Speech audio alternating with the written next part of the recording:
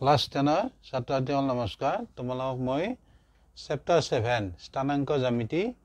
এই চেপ্টাৰটোৰ পৰা মেট্ৰিকত অহা এমসিকিউ বুজাই দি আহিছো সো আজি আৰু মই তোমালোকক বুজাই দিম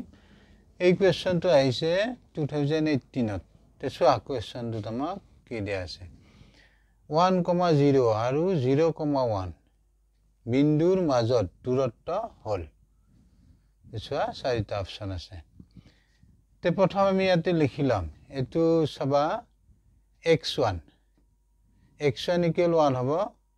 y1 equal 0 হ'ব তাৰ পিছত এইটো বিন্দুত ছোৱা x2 equal 0 y2 equal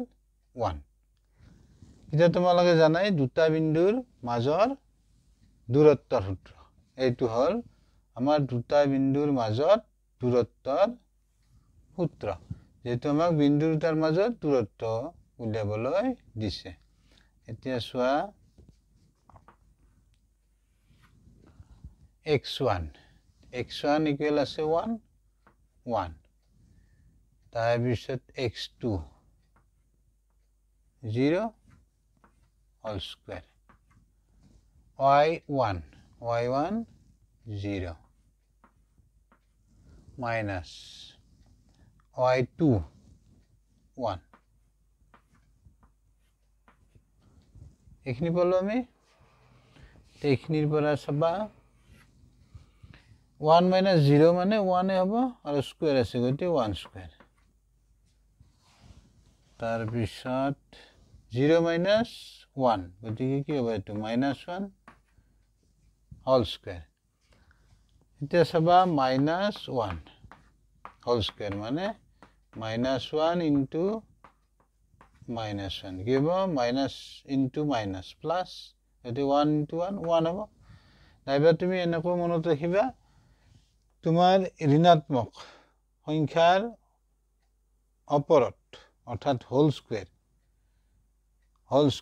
অৰ্থাৎ কি হ'ব লাগিব ঋণাত্মক সংখ্যাৰ ঘাত যদি তোমাৰ কি হয় যুগ্ম সংখ্যা হয় তেতিয়া ৰিজাল্টটো প্লাসত আহিব আলামজি এটা এখিনি কি হ'ব নেক্সট সাবা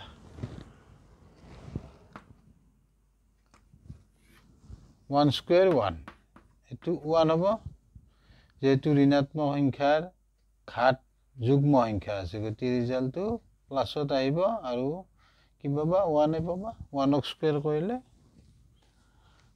তে পালা বুজি এখিনি পৰা √2 তে পাই গলো আমি आंसर এই বিন্দু দুটাৰ মাজত দূৰত্ব হ'ব √2 বুজি পালা নিশ্চয়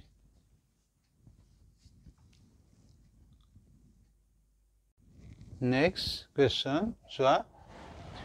0,0 আৰু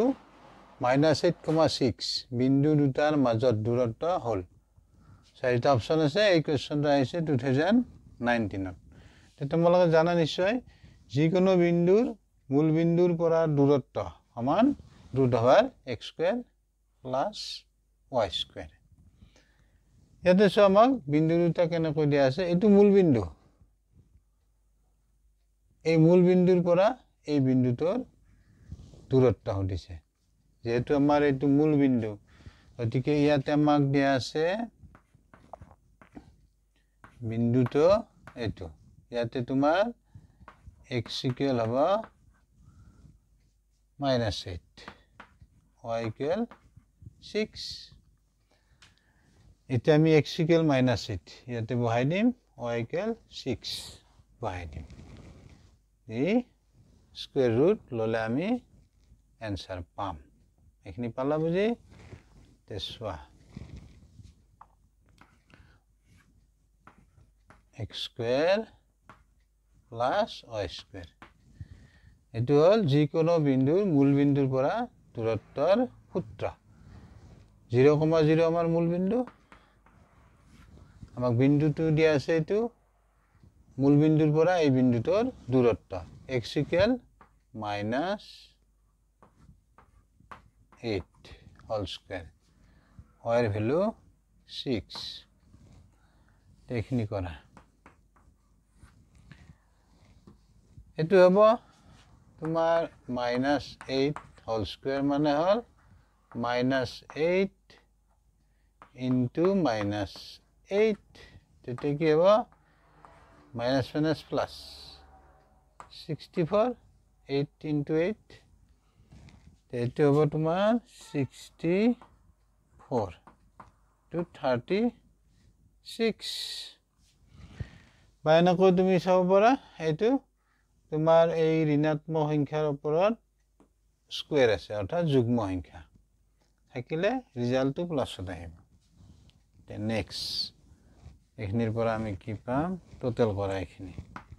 টোটাল কৰিলে কি আহিব 100 100 হলে 10 পালো आंसर আমি অপচন এ হলো বুজি आंसर আমি পাই গলো